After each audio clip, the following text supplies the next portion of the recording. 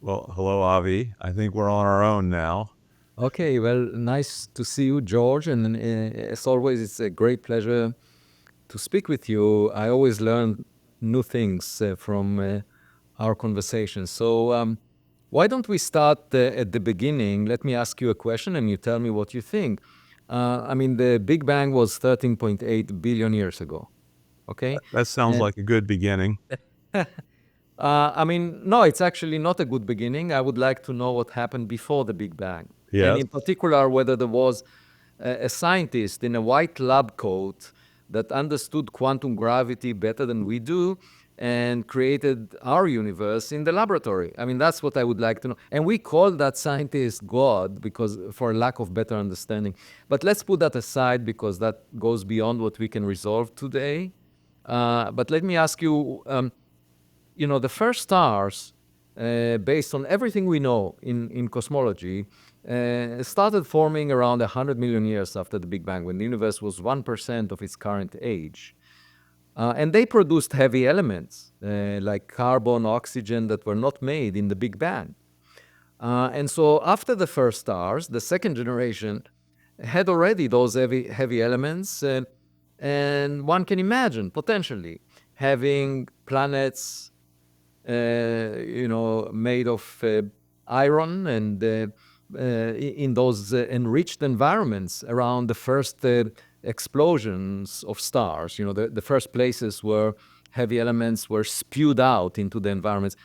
When do you think life could have started? Do you think like primitive life could have started shortly afterwards, like when the universe was just a few percent of its current age, or do you think there are many other requirements that might be needed, and therefore it's more of a late time phenomenon because we are living relatively late in the game, and relative to when the first stars formed. So is there a good reason for that? Yeah, it's a great start, and I will remind us both of our start together, which was one of the first articles of yours that fascinated me, and one of the reasons I first reached out was you had an article about I think it was about 100 million years after the Big Bang, that the temperature, was somewhere between, the unimaginably high temperature at the beginning and the now hard to imagine for humans, the low temperature of the universe today. It was around room temperature, a Yeah, couple. I can bring the exact number. So that was true. The universe was at room temperature, actually 15 million years after the Big Bang, just before the first stars formed. But one thing to keep in mind is, on Titan, the moon of Saturn, um, the temperature is a third of room temperature. It's about 94 degrees. And um, the universe had that temperature after the first stars formed. So there is liquid methane and ethane on Titan, and potentially, there could be chemistry that could lead to life in that liquid. And so, the question is whether, as soon as the temperature in the universe reached those values that allow liquids to exist, so you can have chemistry in liquids. And obviously, after the first stars formed, so you have heavy elements, could that have been the beginning of life as we know it? Yeah, I think that once you get below a certain temperature, there's a huge diversity of environments and once you get the elements and temperatures can vary all over the place at that point. And I wouldn't want to be so uh, chauvinistic to think that the particular biology we have now is the only one, but certainly I don't think it's too chauvinistic to say we need reasonable temperatures and elements. Um, that said, one of the big issues with the Drake equation is just how long does it take to make something, some of the so-called simple things in molecular biology.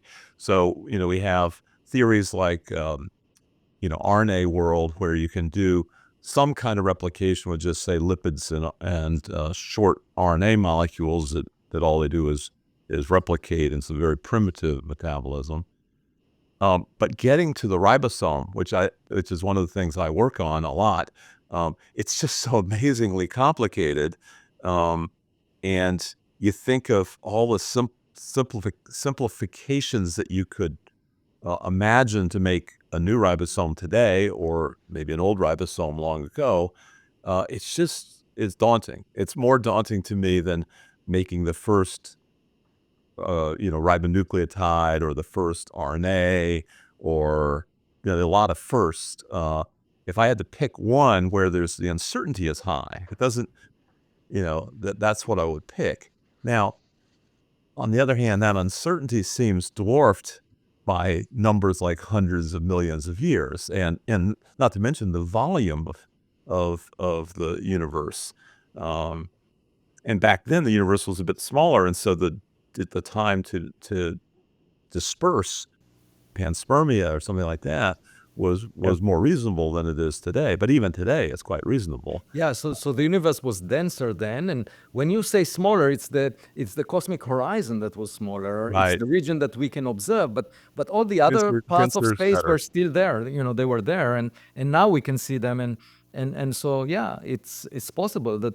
But then okay, so there are two questions. One of which I asked, which is why don't we live in the past? And you say, well, maybe it needed billions of years, to get to the. So we live at the present because it took, the process takes billions of years, and it's, and it's possible that we are not the first, that we are just, a common occurrence that took place in around other stars that formed earlier, and because the sun is a late bloomer, it just formed 4.6 billion years ago, and most stars in the Milky Way galaxy formed a few billion years earlier. So we can certainly represent something roughly of the right epoch, but not necessarily the first. There were many things like us before.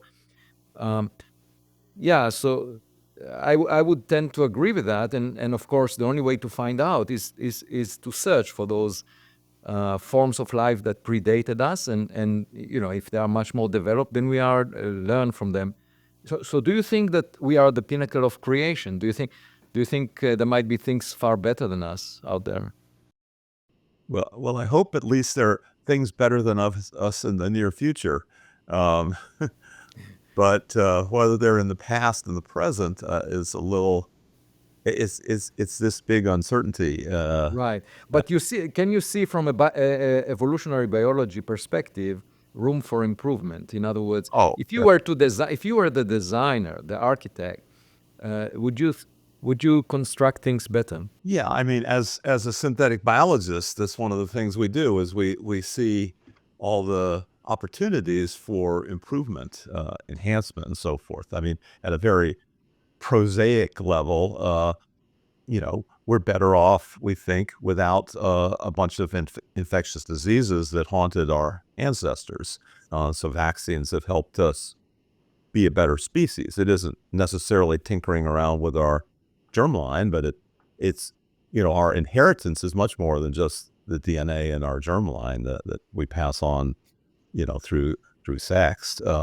There's our culture. There's our inheriting the mining that we've done over all the years, and mining of the biosphere, mining of the minerals, and mining of technological ideas. And so all of that's inherited. I mean, So I'm sure we could do better, and we're trying to do better. Yeah. we can certainly benefit from a bigger brain, right? I mean, obvious. So the brain is consuming maybe 20% of the metabolism of the human body, and um, so we are working on artificial intelligence, but can we, in principle, imagine a future where natural intelligence will be smarter, that based on our technological design? Is that a possibility? Yeah, I think it's a very high likelihood, if we don't destroy ourselves or something. Um, uh, it's you say, yeah, we're 20% of our metabolism, but it's only 20 watts. If you compare that to, for example, the computers that won chess and Jeopardy, they were in the 100 kilowatt range, so they're using a lot more energy. Or no, I mean, Chat GPT, all these large language models, they're using gigawatts. Okay, Yeah, and, and and it, that's why they need to use nuclear reactors very right. soon.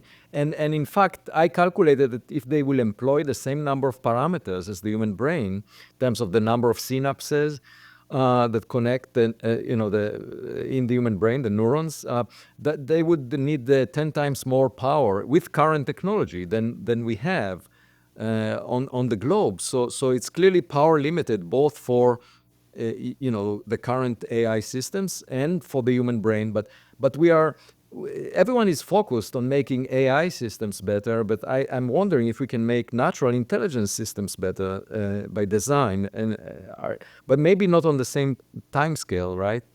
Will it take much longer? Or Well, I think it could go faster. I, we have to have an open mind. There's actually some people are calling for rationing of energy for artificial intelligence, because if you can solve these problems with human intelligence for less energy, less money, um, maybe rather than creating a crisis, which is what we're doing right now, we're creating an emergency that doesn't exist. We're saying, oh, we have to spend trillions of dollars. And then there's kind of a gap in the conversation. Why do we have to do that? Oh, because somebody else might do it. And then it becomes a self-fulfilling prophecy. And then you get into a thing where you're not only competing, every country competing, but you're also competing with the AI itself. Well, if we just put a kind of a reasonable tax on the energy, so that if you want to try to do it with 1,000 people, maybe 1,000 people could do a better job.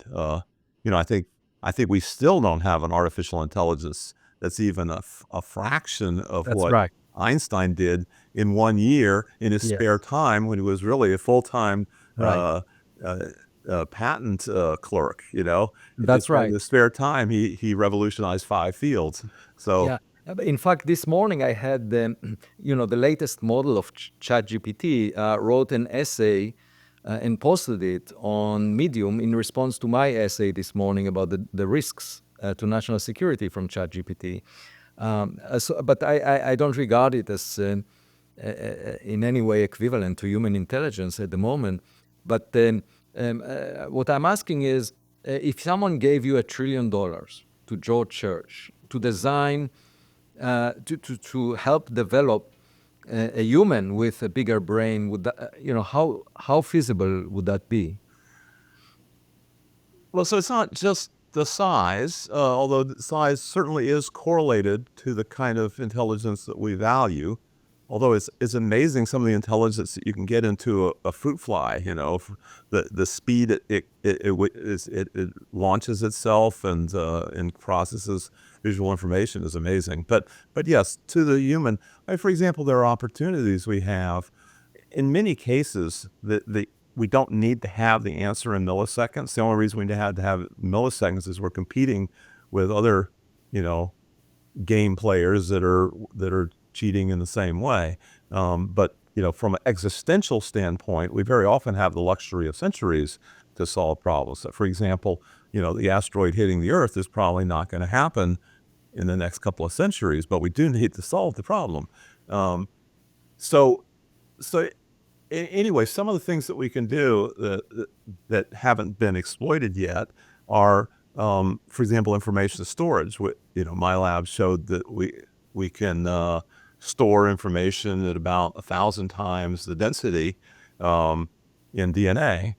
Now, DNA is not a particularly fast storage media, but it could be hooked up to the neurons, and then basically you could have exabytes of information in a fairly small space. So, You'd so have you are thinking about augmenting the human brain right, with additional components.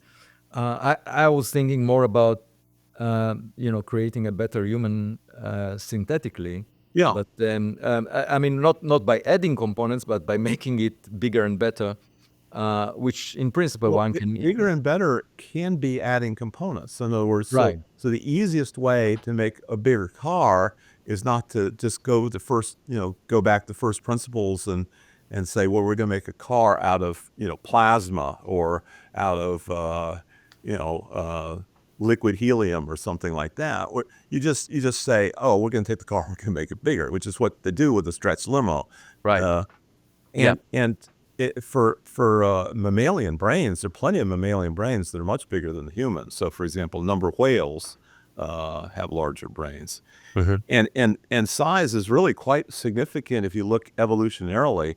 If you look at sort of morphological features in general, like finger length or body size or ratios, nothing goes up as fast as the human cranium. I mean, it's just almost vertical on a scale where most things are just eking up or going down slowly. So it is important, Yeah. and we do know, roughly right now it's probably limited by the birth canal, um, Right. and we're doing more and more birth by cesarean section. Yes. And in fact, my lab is even working on in vitro womb where you Right. have no upper limit really. Yeah. So Yeah. that would That would allow allow. us to have Yeah. a huge ratio of cranium to body. So part of Yeah. the reason whales have big brains, we think maybe, is because they have a lot of body they have to cover Yeah. with motor neurons and sensory Yeah. neuron Right. input and output. Yeah. So one thing, of course, in terms of what we might want to improve, one thing is the intelligence, and it served us very well in surviving so far. We hope that it will allow us to survive in the future. Another is not being vulnerable to a single point catastrophe. So right now on Earth, we are obviously under threat either from self-inflicted wounds, technological wounds. If we use nuclear weapons in a massive scale, or initiate a biological war in a way that we can't control, or have industrial pollution that will change conditions to be not habitable. These are our own self-inflicted wounds, but you can imagine external reasons, like, for example, the sun sending a huge flare that wipes out what we care about, or the sun evolving in a billion years that would make the Earth a desert, will fry out all the oceans. So at any event, if we imagine a future where humanity will spend a significant level of its activities in outer space. That means that you want to construct humans that are resilient to those harsh conditions in space, and that means different biological structure, in the sense that right now we are vulnerable to cosmic rays, and it will be really difficult to protect the human body for, and also with a lifespan of 100 years, you can't travel very far. And if you want to reach the nearest star, even light takes 4.25 years to get to Proxima Centauri. So you would need to develop a new form of the human body that is resilient to interstellar travel, and so lives very long, can stay dormant for millions of years and somehow survive that. And the reason I'm bringing this up is, if we can imagine a way of doing that, we don't need to develop very fast propulsion near the speed of light. We can just use what we know, and if it's possible, then we can imagine better what other civilizations that had the same ambitions might have been up to. And so what's your take on allowing humans to travel for millions of years through space? Right. So I think at this point, the conversation bifurcates where we have, if we really want, so humans, um, we are going to be pragmatic, and some of the solutions will be physics and chemistry rather than biology. So, for example, radiation and microgravity are quite threatening. Um, I don't think any human has lived in space long enough for microgravity to have serious consequences. But those that have pushed the limit past a year have suffered from it. And going back to Earth doesn't fix all the bone rearrangements and circulatory changes and so forth. So, but both of those have physics solutions, right? So you can put us in a massive container, something Shield. that's equivalent to about 10 meters of water, which isn't Mhm. that bad, or equivalent, even thinner if you're using metals. Um, and then some kind of Spin it. radiation, magnetic radiation belt. So if you put those, but that makes the payload now much bigger. And so sending that at any reasonable rate becomes harder. And the same thing for microgravity. If you spin, which is something that's in all the science fiction books, but is in none of the NASA missions that I know of, because I guess it's a little bit harder than some of the things we've done before. But anyway, those are two physics solutions for our two biggest problems. But now you've got, and you probably, sometimes people talk about freezing humans, as to make the long journeys. The problem with freezing is the radiation isn't frozen. So even if you got radiation down to where it is on Earth, which is pretty challenging to do without a gigantic Earth to provide atmosphere and radiation, magnetic. Magnetic. Um, Anyway, if you could shrink that down a little bit, freezing is not a solution because you need the active repair processes. Now, you might be able to get away with a little bit less, like you thaw them every 10 years or something like that and let it do radiation damage. Maybe we know how to make things more radiation resistant than humans are. So, for example, we have naturally occurring bacteria, but more importantly, we have Tardigrades. tardigrade, as a invertebrate, which can tolerate hundreds of times more. But more importantly, we have engineered a bacterium to be more resistant by about 100,000-fold. So getting up into the range of the maximum evolutionarily, you can do it with just a handful of mutations. So that bodes. But can it bring the lifespan to millions of years? That's my question. Well, that's a bacterium, and so it has no lifespan to speak of. Lifespan is an artifact of multicellularity mostly, although in principle, some people think unicellulars can have Yeah. lifespans. So, but do you think that it would be possible for humans to travel interstellar or not? I do. Oh, I do. I just think that it's the bifurcation I was talking about is one is we provide something where people can be awake, or at least metabolically awake, and they might, if they're totally functionally awake, so that then they need a social structure, which means you need a lot of humans, and so you start getting a bigger and bigger ship. The other direction is to shrink humans into smaller and smaller pieces, which, as you know, I've published a paper on this topic, where we might, speculatively, might get down into the nanogram or picogram range, which has the additional advantage that they have a smaller cross-section, and they can go much faster, Right. possibly, a fraction of the speed of light. Yeah, of course, one can think of that more easily in the context of artificial intelligence, where you can use microelectronics. I'm not sure it's easier to do artificial intelligence Yeah, than to shrink, yeah, because that's a good question. humans do come from something that's about a nanogram, which is the human egg. Now they need mammals probably need more support structure than other animals, but there are plenty of animals that are basically they're on their own once the egg is fertilized. There's no uterus, there's no support. So I think it's not too speculative to think that we could cram a lot of intelligence into a small space. Well, so let me make a confession, because perhaps, I mean, even though I'm a physicist, and physics and astrophysics and astronomy is all focused on the physical reality, on things that are not intelligent, not living, that are just a collection of elementary particles, and we understand how they operate.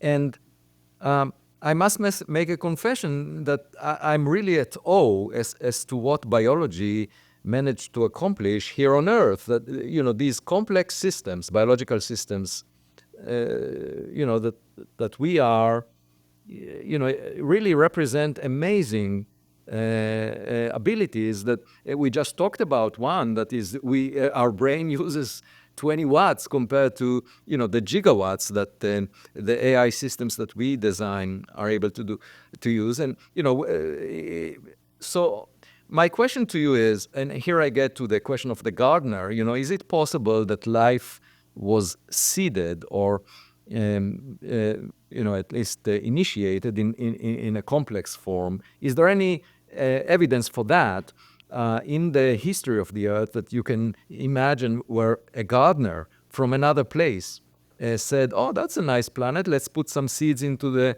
fertile ground and see what comes out. Is that something that you would consider possible? I don't see any strong evidence against that. Um, and in support, I suppose you could say that life did go very, very quickly at the beginning, and maybe it's still going quickly, but it I, I think it's a hypothesis we need to keep in mind. And as we start seeding the rest of our universe, starting with nearby stars, um, we start visualizing what we would need to do that, and then we start thinking, why wouldn't somebody do that to us? Yeah. You know, So here is my question: if you look at our, at the Earth, what would be the biggest puzzles that you think such an idea could resolve? In other words, are there any challenges to the conventional thinking, which is just start with a soup of chemicals and you will get it for free, everything we see around us? Yeah, I think that we're getting to the point. So origin of life people, scientists, sometimes they'll just beg off and they say, we're not trying to explain the origin of life. We're just asking what kind of parallel chemistries can we think of that are cool. But anyway, whatever the reasoning is, I think we're getting better and better at going from inorganic atoms to plausible amino acids and nucleotide precursors to short polymers. Even all random polymers are not going to be completely random. There's selection at every stage. I would say there's even selection at the ratio of elements that form in stars. I mean, that's a kind of, you can extend Darwinian all the way back to there and forward. But I think there's this real complexity at the ribosome, this thing that's hundreds of times bigger than the things that we can currently make, that are, minimal replicating things. Well, Uh, yeah.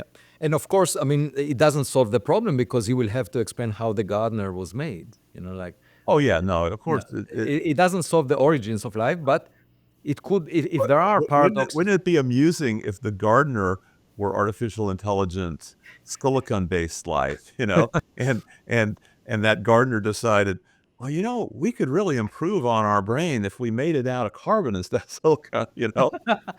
Yeah, exactly. That, and now we're trying to reverse engineer Yeah, it that's right. backwards. That's right. It Maybe we have reminds to me of, oscillate to get better and better brains. Yeah. it reminds me of the fact that Elon Musk is very proud of his initiative to bring humans back, bring humans to Mars, and that life could have traveled the other way around very easily because early on Mars cooled faster than Earth. It was a Yes. smaller body, and it could have reached the conditions for making life before Earth, and therefore we might all be Martians. Maybe microbes were delivered to Earth Yes. because at the time there was a heavy bombardment of both Mars and Earth by big rocks, and And there were, also Earth is downstream from Mars. So yes. there's been exchange in both directions, but I don't I think there's about 100 times more rocks that have been going from Mars to Earth over time. Not that that's what's more important is where it developed first, Right. because there is exchange, and that's not a long distance. There's not a lot of radiation No. hazard or anything like that. Yeah, I So, so agree. in so in fact, we may be Martians, Yep. and just the dream of Elon Musk and SpaceX is simply going back and visiting our childhood home in some sense that became a desert But because it our lost its childhood atmosphere. home might still be occupied, even though it's a desert on the Exactly. surface. Okay, so here is my question, and this is not attended to by anyone at SpaceX, and including Elon Musk. They haven't even thought about it, as far as I can tell.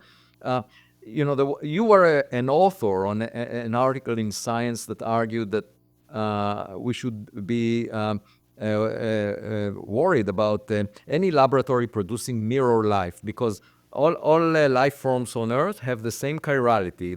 The DNA, RNA are right-handed, and so if there is a form of life that is the opposite chirality, our body is not able to cope with any virus or pathogen that could endanger it with the opposite chirality, and therefore such laboratory work should not be funded on Earth. But of course, what happened on Mars, it does not necessarily subscribe to the guidelines of all the experts that were co-authors of this paper that you were part of, Right. and so nature might have formed life of the opposite chirality on Mars, and then once we touch the Martian soil, we would be exposed to that, and this is a health risk that was never discussed. Right. Not only that, the scientific community denies any evidence that there might be life on Mars at the moment, but also nobody imagines that it would be a health hazard for the ambitions of Elon Musk. So what's your take on that?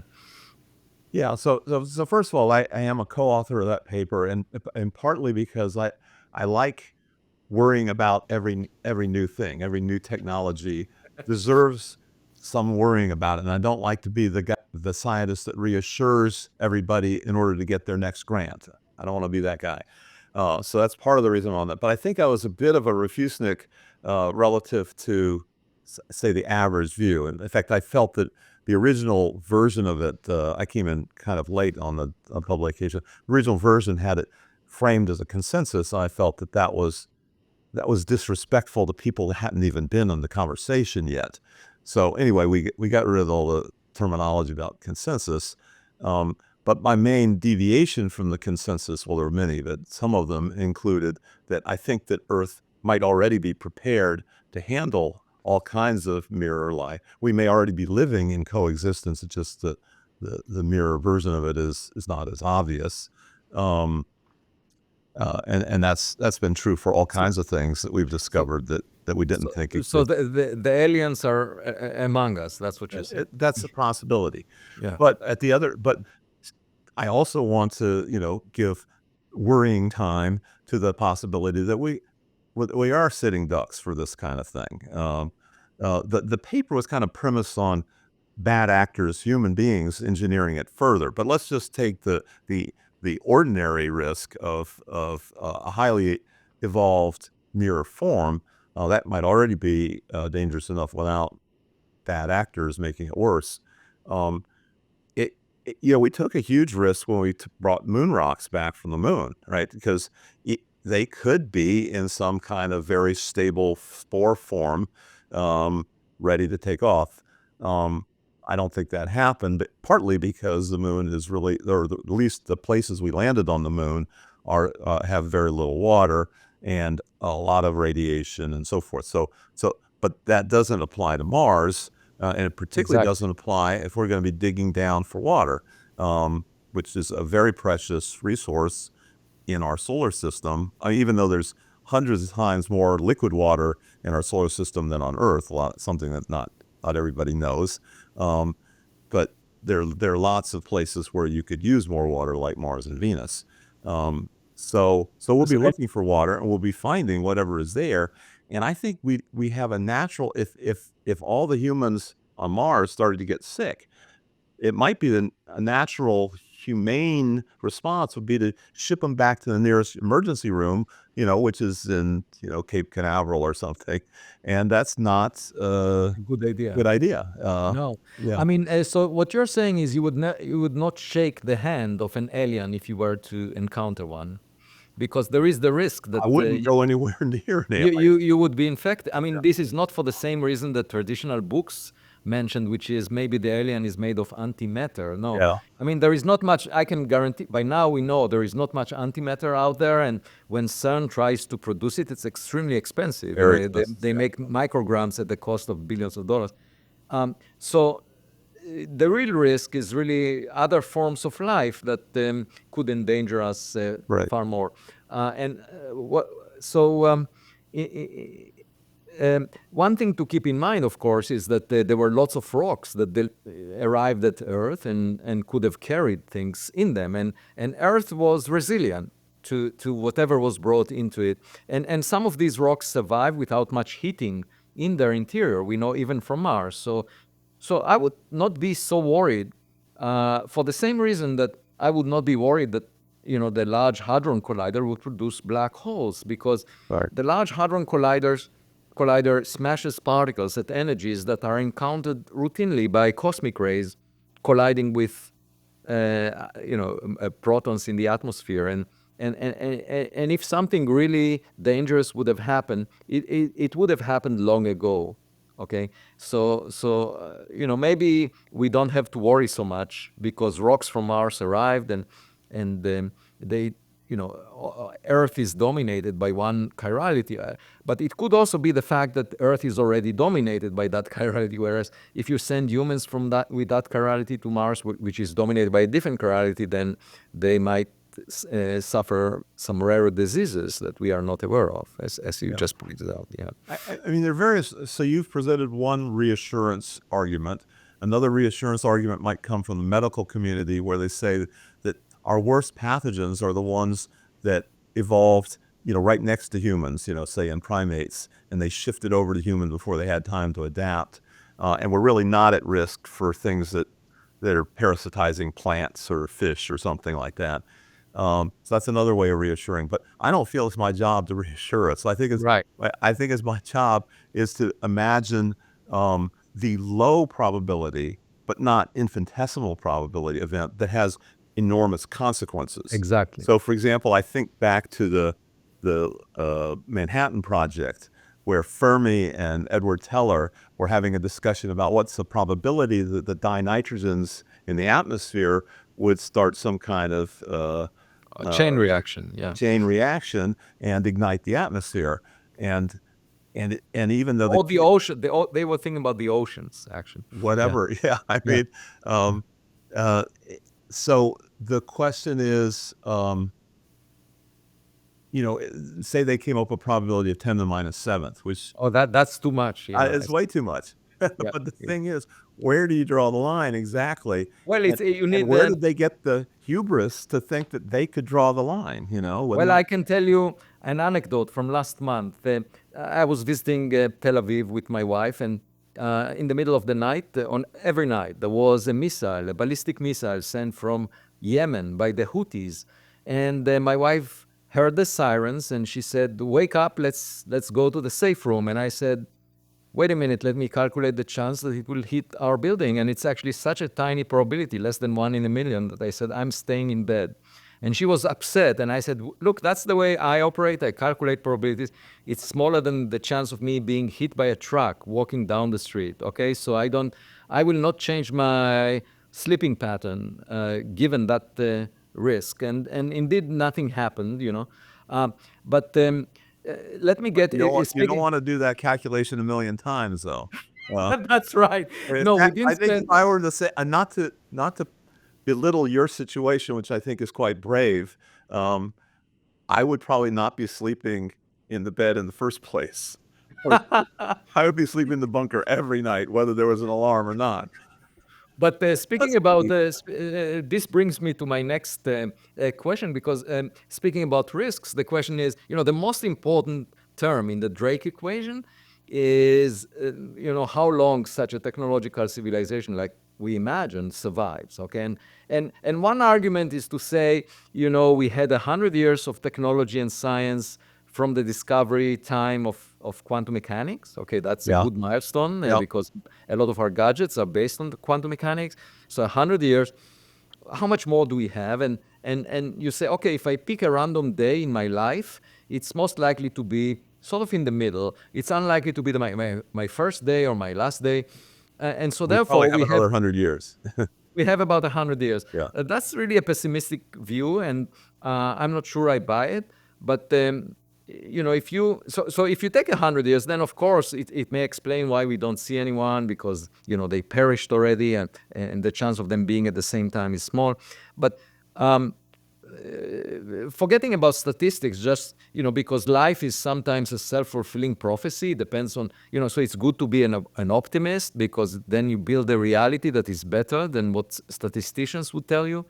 And so my question is, what's your expectation? How much longer will we survive just to within a factor of 10? I'm not asking you to be within a factor of 2, but just a factor of 10. So that if you are wrong, then, at the last minute, someone would say, well, George Church was wrong, but then,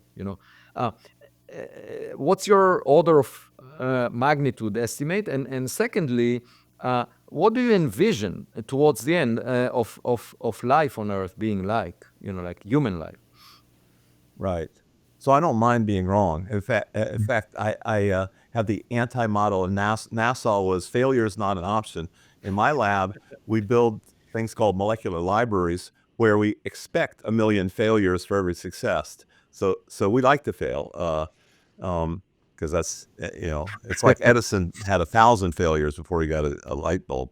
We go for millions and billions of failures. I love that. Yeah. That I completely resonate with you on that. So what we again, we have to embrace the uncertainty.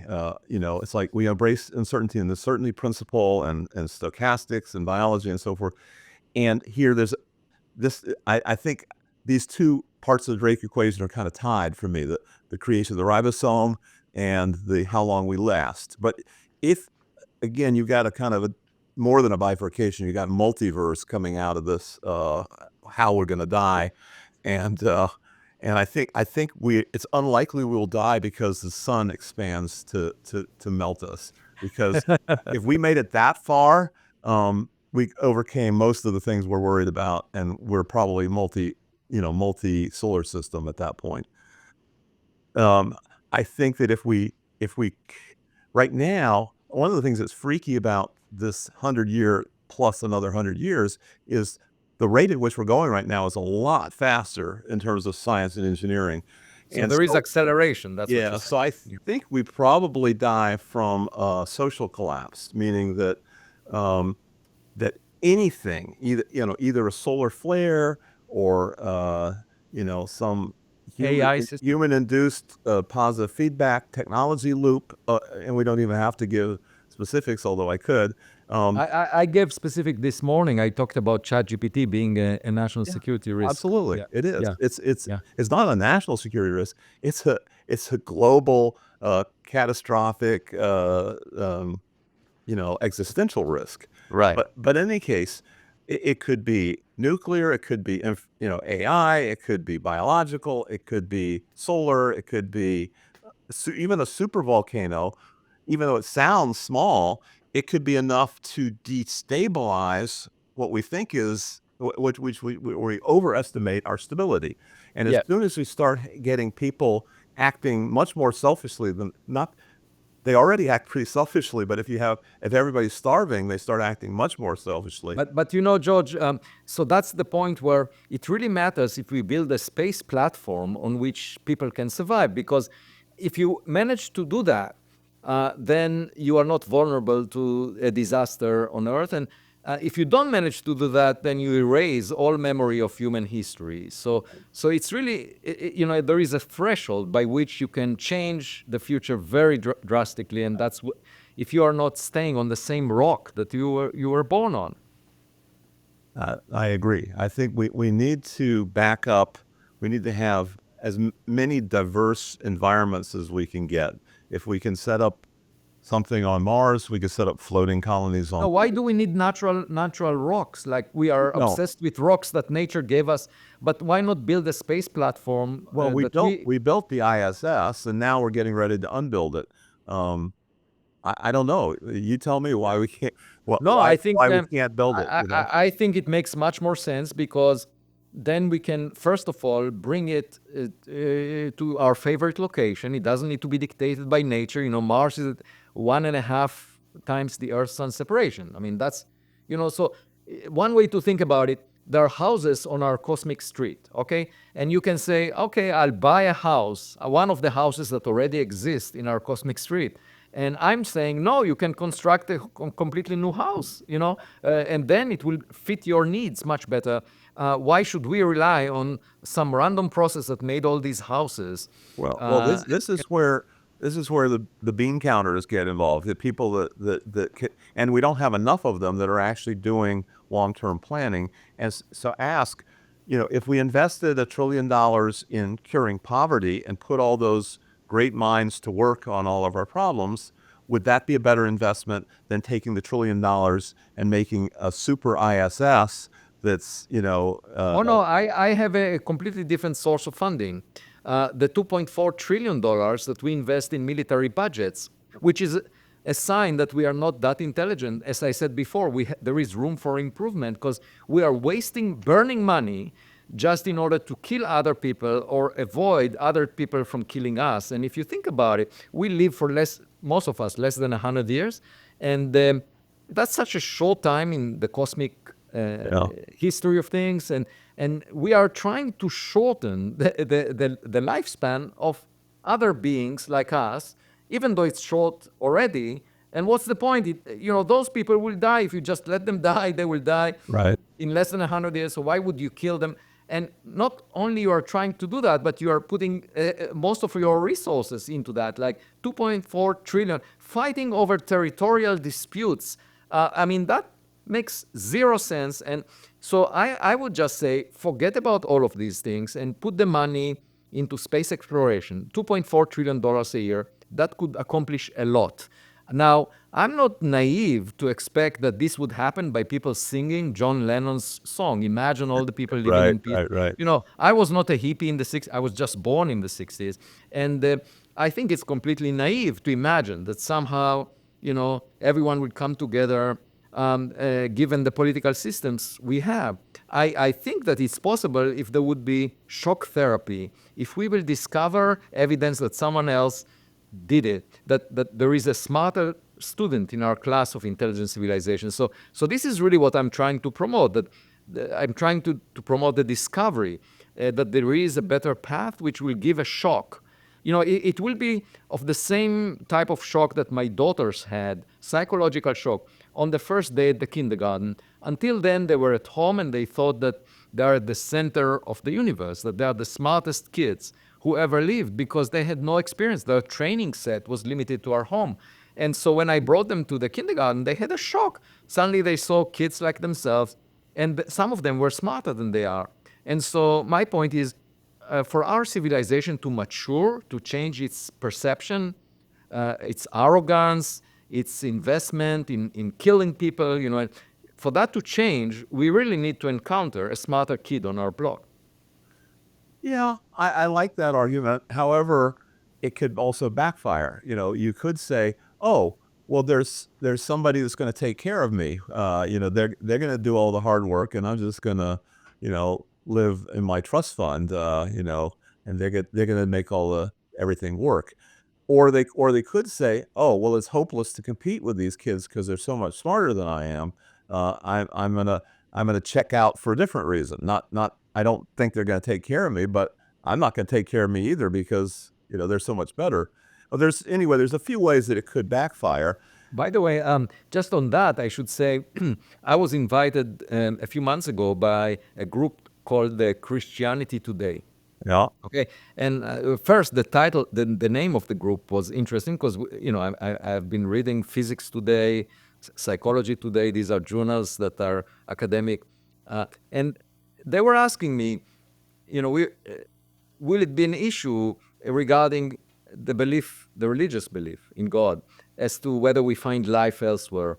And I try to explain, I have two daughters, and having the second one did not take away the love that I have for the first one. So I don't see why God should be regarded as incapable of spreading attention to multiple sites where there is life. Yeah, I agree. I mean, there's nothing in, any of the most famous religious texts that say that there was only one uh, creation event, right? There is a Right. creation. There are some religions that feel there's one God, but that's such a vague concept that one God could create a lot of Jesuses. Um, so, but even if we got to the point where human beings were making universes, like if we could make big bangs, with our limited NSF budget, they it still wouldn't, there still is a God that's above that, which is, created the whole thing that made it possible for all of us Oh, to no, make no, these big no. bangs. I have a different concept. Suppose, um, our universe is able to give birth to galaxies like the Milky Way. We know that happened. And we know of many galaxies like the Milky Way, and inside of which stars like the sun were made. We know of many stars like the sun in the Milky Way. and next to which there were debris disks of the residual material that made planets like the Earth. We know that many such exist. And so on the surface of such planets, we know, at least on Earth, that we developed modern science, and that can lead to understanding how to unify quantum mechanics and gravity, which then can allow us, in principle, to figure out the recipe for making a baby universe. Okay, so the bottom line is our universe provided conditions that allow for the creation of additional universes out of it. So that is similar to, a baby being born and becoming an adult that can give birth to new babies. And, Right. and so you can imagine baby universes all the way. So in other words, you had a, a scientist made our universe that allows to make scientists that will make new universes Yes. that allow scientists to make Right. for the reason that this is the easiest universe to create, because our universe, if you take a small volume of it, it has zero energy. In principle, you don't need energy. You just need maybe to overcome some barrier, but to make it quantum mechanically. But the expansion energy is balanced by the gravitational energy locally in the universe. So maybe it's the easiest one to make, and it follows a sequence of such births. But yeah, that if you look at Earth, you ask what is first, the chicken or the egg, and the truth is there was something completely different before that. So maybe the same is true here. So what is your hope that synthetic biology will do? Let's say on a time scale of decades, on a time scale of centuries. What do you see as the most exciting outcomes? Well, I think on the order of decades, it takes about a decade to get a drug approved by the FDA, and that sounds very prosaic, but in fact, technology is moving much faster than that. Not because we're pushing the FDA. The FDA is probably going at about the right rate. It's because so many things are happening in parallel, and then those things can converge again, and they get approved separately, and then they get used in combinations in various ways. So I think that we will.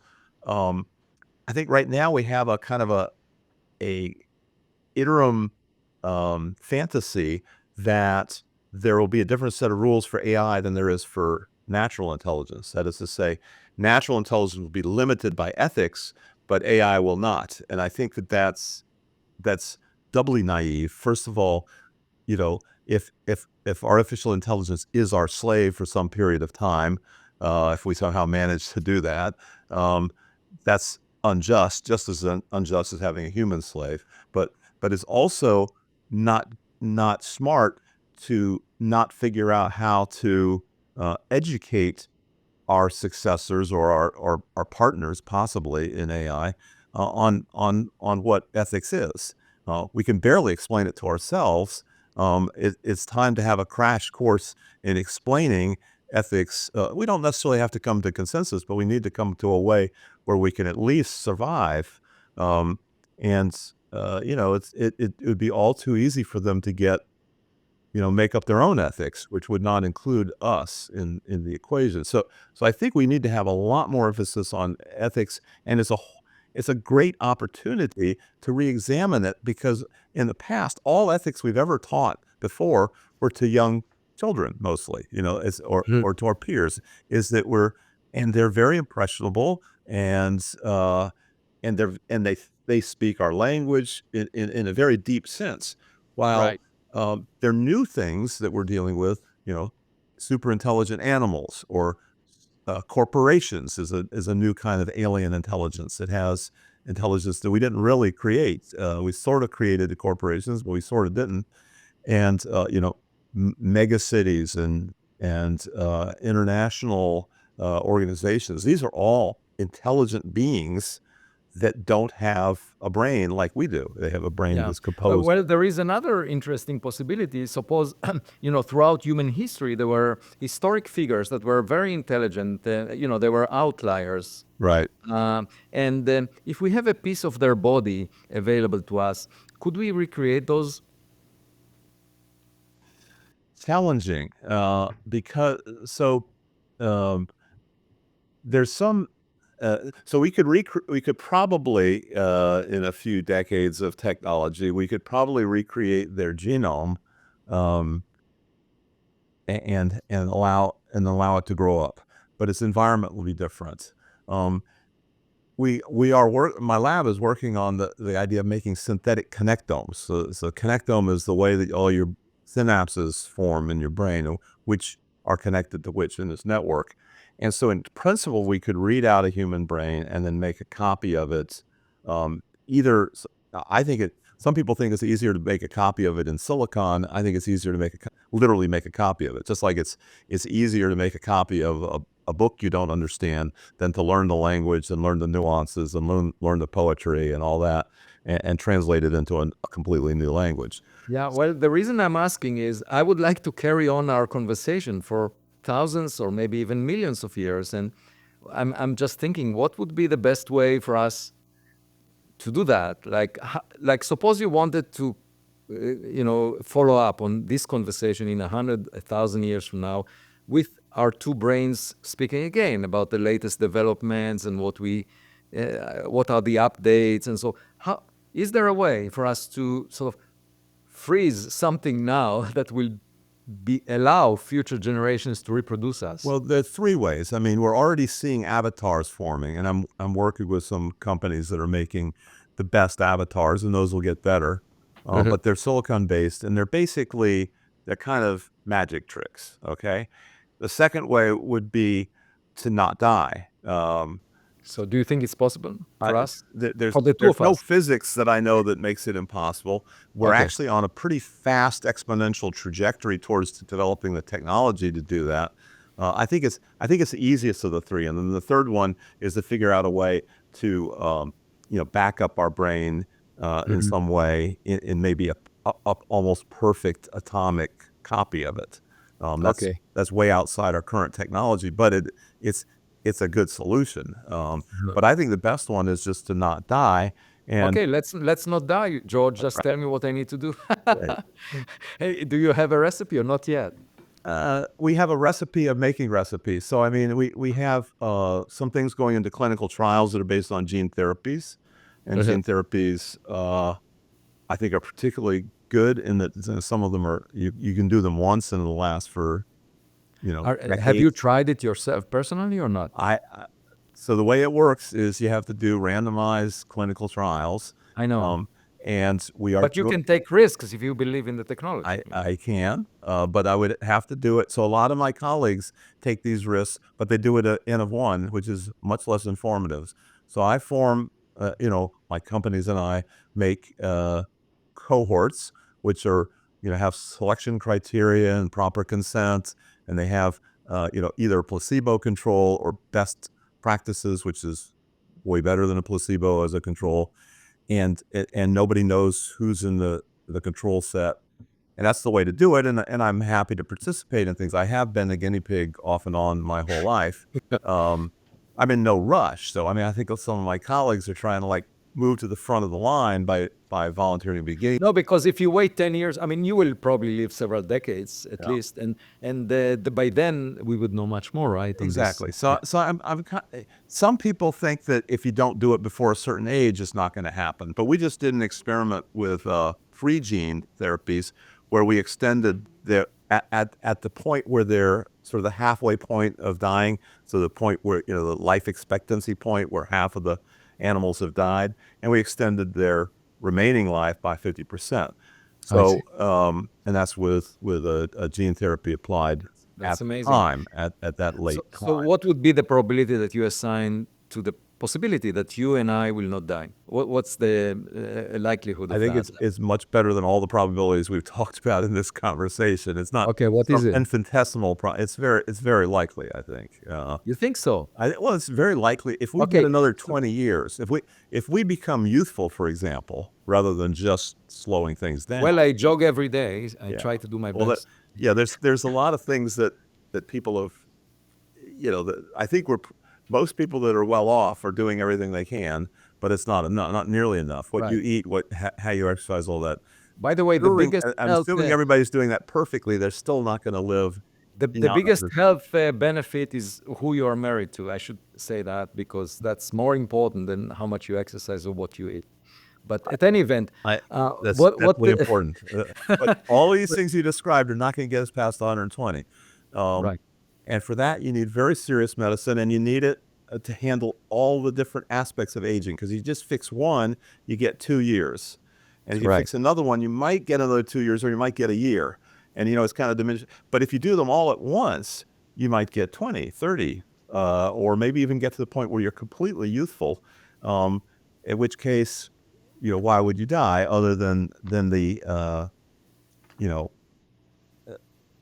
the accumulation of risk? You might have right. something that's 1 in 1,000, but you do it 1,000 times, and then you have a unit expectation. So So we might be the last generation that went to funerals. That's what you're saying. uh, there still will be people that things land on their heads and things like that. There still will be accidents. Well, But that yes, would be amazing. Yeah. we could be the last generation to have the massive deaths that we have. Right now somehow we treat disease of aging very differently than the COVID pandemic. COVID pandemic, we were in an absolute panic over it, rightly so. But a lot more people were dying from old age than were dying from COVID or some combination. Um, and we just need to recognize that it's just as big a crisis as all these other crises. Certainly, we got the terrorism. It killed even fewer people than COVID, but that got a lot of attention, rightly Yeah. so. Flesh-eating bacteria is even smaller than terrorism, but that gets a lot of attention. So Right.